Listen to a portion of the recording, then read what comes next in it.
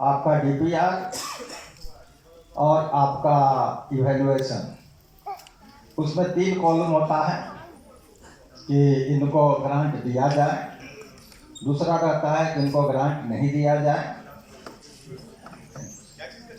Sir वो CM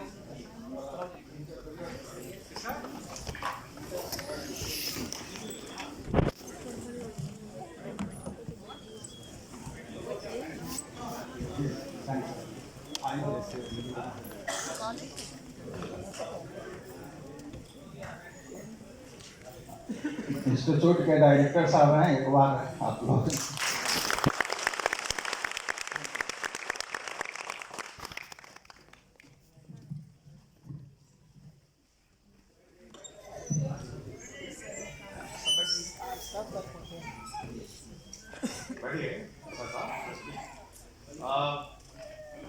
इस योजना का जो रूपरेखा है माननीय मुख्यमंत्री के निर्देश पर, सबसे पहले जब मैं उद्योग विभाग में था तो ये तब शुरुआत हुई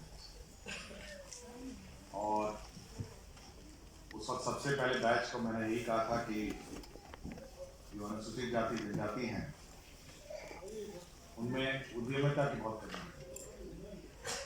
और हम लोग ये देखते थे कि उद्योग में सबके आवेदन पत्र आते थे लेकिन अनुसूचित जाति या जनजाति में नहीं। तो हम लोगों ने ये कहा कि किसी भी परिस्थिति में इन समुदाय में, अनुसूचित जाति या जनजाति के समुदाय में उद्यमिता बढ़ाना चाहिए और इसीलिए ये योजना लाई गई। तो सबसे पहले अनुसूचित जाति और जनजाति की है, उसके बहुत सारे बीत गए हैं, बहुत सारे योजनाएं बहुत सारे लोगों को। लेकिन मेरा अपना ये कहना है कि बहुत सारे लोग नौकरी खुद से रहते हैं, बहुत सारे परीक्षाएं लिखते हैं, अच्छी बात है, लेकिन उद्यमिता ही एक रास्ता है और वित्तीय शक्ति जो आप प्राप्त करते हैं जिससे आपका विकास हो। और मैं बहुत सारे दलित चैम्बर ऑफ कॉमर्स डिकी हैं, उनसे भी मैं मेरे संपर्क में रहता हूँ। देश में बहुत सारे बैठी आराम से बैठी ना। अरे सुनिए माता जी, आप बैठिए ना, पीछे बैठिए, वहाँ बैठिए, आराम से पीछे बैठिए ना। सुनिए आप पीछे बैठिए। माता जी आप पीछे। हाँ, माता जी नहीं है, मेरी छोटी बहन टाइप लगती है, बच्चे के साथ आई, आपको नहीं बैठी। हाँ,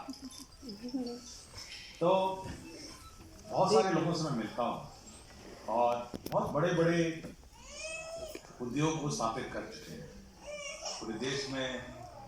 अनुसूचित जाति जनजाति उन्होंने बहुत बड़े बड़े उद्योग किए, 5,000 करोड़ की कंपनी है।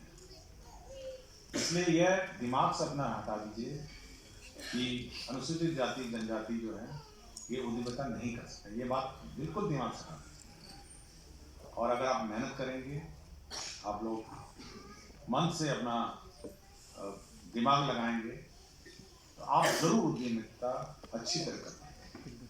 दूसरा ये हम देखते हैं कि विभिन्न अन्य समाज में, जैसे बिजनेस के समाज में आप देखते होंगे कि जो सामान्यतः जहाँ जो समुदाय बिजनेस में लगे रहते हैं, जिनको हम कहते हैं मारवाड़ी कहते हैं ना, और सब लोग हैं, आपको कभी कभी लगता होगा कि यही लोग करते हैं।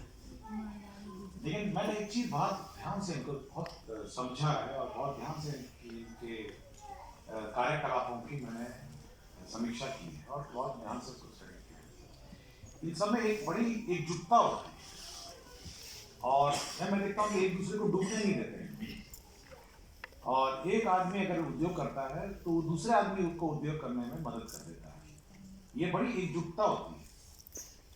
तो ऐसा नहीं है कि जब आप देखिए बहुत बड़ी समुदाय है, आप लोग अगर मोटा मोटी मिलाए हैं तो 16% तो आप ही लोग हैं ना समाज के। इतनी बड़ी संख्या का कोई और जात भी नहीं है। इतनी बड़ी संख्या में जब आप हैं और आप उद्यमिता करते होंगे तो आप में एकजुटता जरूर होनी चाहिए कि एक आदमी दूसरे आदमी की मदद करे। आपको ऑर्डर मिलता है, आप ऑर्डर पूरा कर पाते हैं नहीं कर पाते हैं बात अलग है, लेकिन दूसरे आदमी को भी आप मदद कर दीजिए। देखिए एक साथ, मतलब कहते हैं ना कि एक साथ उठेंगे तो एक साथ उठेंगे, गिरेंगे तो मतलब बिखरेंगे तो गिरेंगे, ये होता है ना। स्कूल में सिखाया जाता ना अच्छा। कि उठेंगे तो एक साथ उठेंगे, बिखरेंगे तो एक साथ गिरेंगे। इसलिए यह एक रूपता और एक जुटता होनी चाहिए।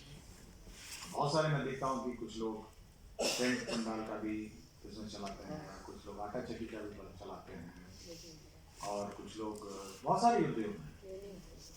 तो अगर आप एकजुट होके एक दूसरे का हाथ बटाएंगे, एक दूसरे से सीखेंगे, हम लोग क्यों इतना बुलाते हैं? ताकि आप लोग एक साथ एक जगह पर आते एक साथ सीखेंगे, इसलिए बुलाया जाता है।